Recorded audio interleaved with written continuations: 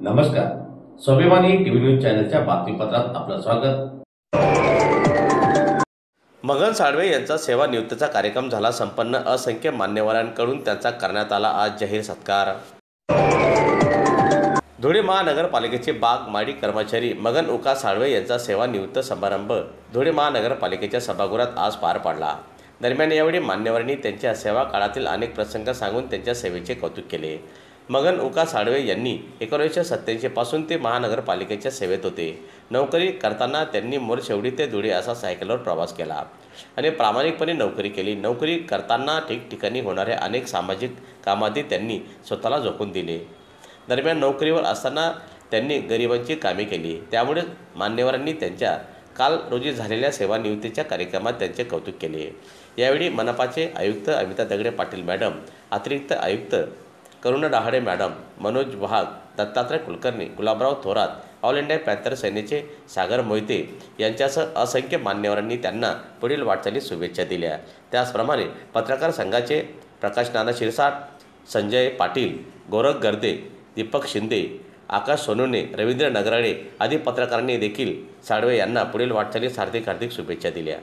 तर हाच आदर्श आपण सगळ्यांनी पुढे घेऊन जायचा आहे. आता तुम्हाला सुद्धा तुमच्या अंडरचे येते त्या नवीन कर्मचाऱ्यांना तुम्हाला सुद्धा प्रशिक्षण द्यायचं आहे आणि मनपाचं असं हस्तप्रेरित वातावरण तुम्हाला एकत्रित काम करून महानगरपालिकेला पुढे न्यायचं आहे आणि मनपाच्या इतिहासामध्ये आपला एक ठसा उमटवण्याची तुम्हाला सुद्धा एक संधी आहे.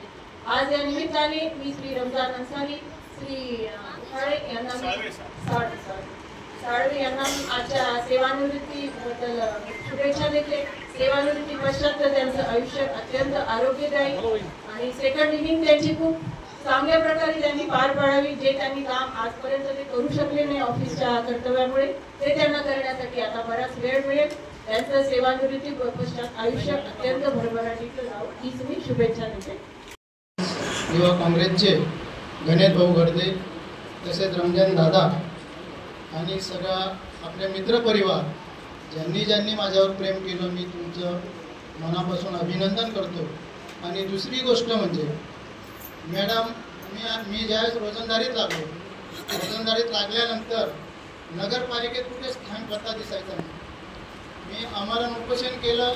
त्याच्यानंतर एक बर्थडे म्हणून युनियनचा लीडर होतो, त्याचे माझे 2-2 शब्द झाले.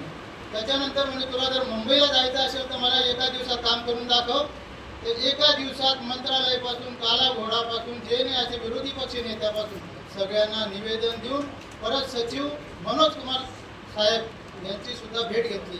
आणि त्यावेळेस तसा प्रसंग आला, शेख साहेब आले, जे कलेक्टर होते आपले, त्या रेखावाड साहेबांनी पीक मारली होती. त्याच्यानंतर आम्ही सगळे कर्मचारी आणि भगते तात्यांचं सहकार्य, तर आम्ही पुढे जायचो. अर्ध सतत पाठपुरावा अर्ज करताना मीच करायचो.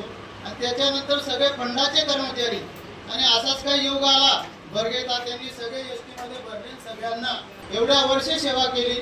आम्हाला 2021 पासून परमनंटची ऑर्डर.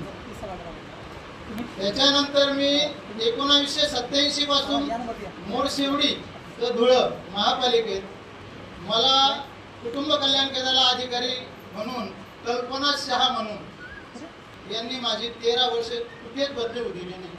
रोजंदारीत असताना कुठली प्रगती नाही, पण कष्टाने मी प्रगती केली. गावात सुद्धा कोणाची कुठलीही सेवा असो, कोणी दवाखान्यात असो, KM टाटापर्यंत मी मोरशेवडीच्या लोकांना घेऊन गेलो.